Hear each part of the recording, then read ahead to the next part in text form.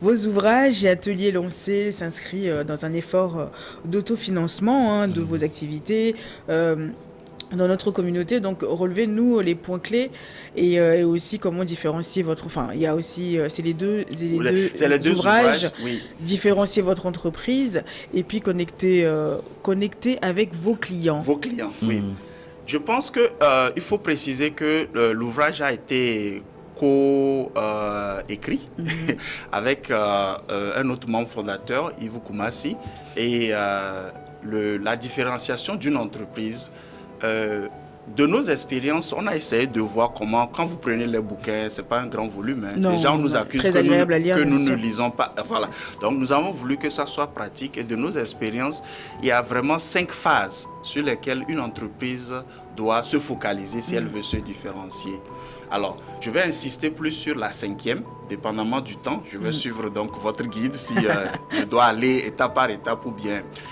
La première chose, c'est de comprendre que une entreprise existe parce que les gens ont des problèmes qu'ils ne veulent pas et ils sont à la recherche des solutions qu'ils n'ont pas. C'est là où votre entreprise vient fournir donc, le service qui doit venir avec une plus-value. Alors la première étape, c'est de se demander c'est quoi la perception de l'audience que je vais servir sur le produit. Souvent, nous approchons le marché en pensant que j'ai la solution. Mais est-ce que c'est la solution aux yeux de... Merci. Terrain, ouais. Okay. Nous avons Toyota que tout le monde peut acheter. Nous avons Ferrari. Alors, qu'est-ce qui fait que quelqu'un va aller acheter une Ferrari et pas aller acheter une Toyota? C'est ça. Alors, il faut comprendre ça et c'est là qu'il faut définir c'est quoi son modèle d'affaires. J'explique modèle d'affaires très simple. Comment est-ce que tu vas faire l'argent? Alors ensuite, quand tu définis ça, il faut comprendre l'audience que tu veux servir. Et il y a 2 choses très importantes qu'il faut garder en tête à ce niveau. Nous n'avons pas juste besoin des choses. Les gens veulent Des choses. Je ne vais pas dire, j'ai besoin de cette veste. Je veux cette veste. J'ai besoin de... Non, vous allez voir que généralement dans notre langage, nous parlons de je veux. Oui. Je veux cette maison. Alors, les 2 étapes qui suivent permettent de distinguer ce dont les gens ont besoin et ce que les gens veulent. Il y a plusieurs produits qui ont été créés où les gens pensaient que c'est un besoin. On parlait de jus tantôt, mais il faut se demander, est-ce que ce jus-là, qu'est-ce que les gens veulent du jus? C'est de là que la 4e étape, vous pouvez maintenant faire l'exercice de définir votre marché niche. Et dans le bouquin, on l'a dit, c'est mieux d'être aimé par un cercle fermé de votre quartier que de vouloir être aimé par toute une nation. Exactement. D'accord? Donc, votre marché niche, c'est ce marché-là qui vous vénère carrément pour vos produits. Ils font la promotion gratuite de vos produits. Bouche à oreille. Bouche à oreille, merci. La 5e étape sur laquelle je vais peut-être durer un tout petit peu porte sur l'innovation. Oui. Et c'est là où la technologie aussi est très importante à considérer. Mais l'innovation, souvent, on complique l'innovation, on pense qu'il faut créer quelque chose de nouveau. L'innovation, elle suit un principe simple que nous avons mentionné dans l'ouvrage pour ceux qui vont s'intéresser, dans ce que nous appelons la matrice de l'innovation. Et à la 3e ligne, il faut toujours se demander que pourrais-je faire pour mes clients? Vous projetez vos clients dans l'avenir. Ce n'est pas ce que juste vous faites maintenant. Et à ce niveau, il faut que nous demandons aux pères et mères d'entreprise de faire très attention. Il n'y a pas d'idée bête. Aujourd'hui, nous utilisons différents gadgets et tout. Où nous sommes tous aujourd'hui, nous savons que quand ces promoteurs ont commencé, les gens se sont moqués d'eux. Donc, c'est là où il faut permettre à vous-même comme être humain, à votre équipe, de jeter toutes les idées possibles et vous pouvez maintenant voir ce que vous pourriez faire pour vos clients.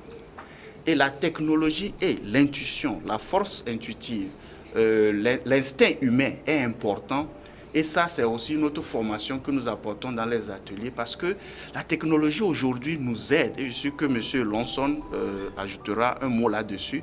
La technologie nous aide aujourd'hui à ne pas toujours rester au travail manuel, à utiliser la technologie comme un outil de productivité et de performance.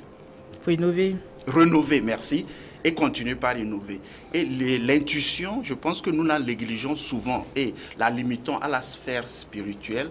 Mais si vous ne permettez pas à votre équipe et à vous-même de laisser cette intuitions Oui. et ces instincts parler, votre modèle d'innovation peut être limité. Donc voilà à peu près pour le tout premier ouvrage que je voulais quand même apporter.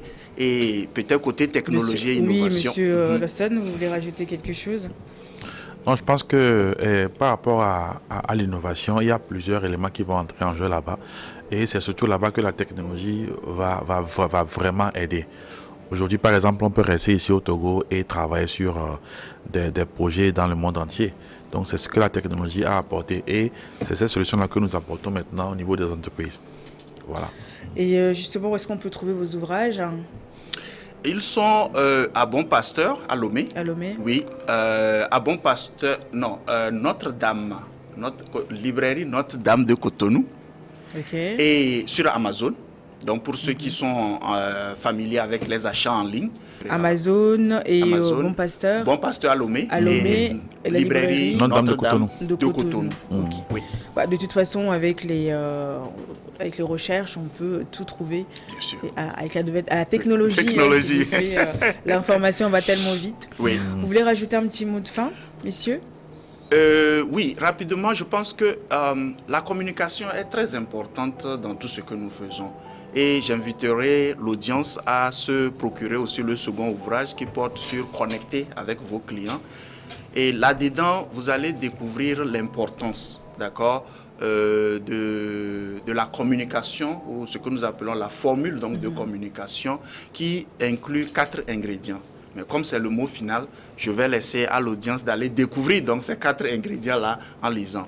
Alors, je voulais inviter, comme l'émission s'appelle La Vitrine aussi, je voudrais inviter quand même l'audience dont vous nous avez donné quand même l'honneur de pouvoir s'adresser. Je voudrais les inviter à faire de la communication un élément vraiment important, même en entreprise. Je pense que quand on regarde autour de nous, les guerres, les mésententes, ça part de la communication. La communication démarre déjà dans notre processus de croissance naturelle comme être humain et elle ne peut être utilisée aussi comme principe dans les entreprises que nous créons. Alors, si vous êtes vraiment intéressé à construire une entreprise pérenne, dans d'autres émissions, nous parlerons de la grande différence entre l'entrepreneuriat et construire des entreprises pérennes. Si vous êtes intéressé vraiment à construire des entreprises pérennes, faites l'effort de vraiment améliorer la communication.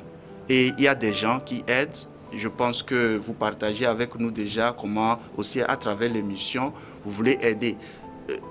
Une grande entreprise n'a jamais commencé grande. Okay? Nos sœurs qui sont dans la couture, nos sœurs qui vendent des produits, vous pouvez bien appliquer ces principes-là. C'est des principes universels. Je ne les ai pas créés, nos aïeux ne les ont pas créés, ils existeront toujours. Communication sera vraiment une chose importante dont il faudrait savoir approcher. Et l'ouvrage pourra vous donner des indices. Nous n'allons pas résoudre tous les problèmes, mais ça vous donne des indices. Des indices pour pouvoir améliorer. Voilà. Et vous, monsieur Lawson? Merci pour l'émission et je pense que ça a été vraiment riche. On a fait beaucoup de partage. Donc j'invite les gens à nous contacter. Oui. Il y a le site softdevlogiciel.com où ils peuvent voir nos références. Et surtout, j'invite la population togolaise, surtout les entreprises togolaises, à vraiment souscrire à l'offre que nous apportons. Nous allons plus tard organiser des ateliers où nous allons vraiment éduquer, expliquer pourquoi, au lieu d'utiliser un compte Gmail, il faut avoir un compte professionnel. Okay, merci. Parfait. Moi, je rappelle, monsieur Lawson, que vous êtes ingénieur en informatique et vous, monsieur Combat, expert en développement des entreprises. Un grand merci à vous, messieurs, d'avoir partagé ce plateau avec moi ce matin. Écoutez, on a bon vent à vous. Et puis, très bientôt. Merci à vous pour tout le travail que vous faites. Merci.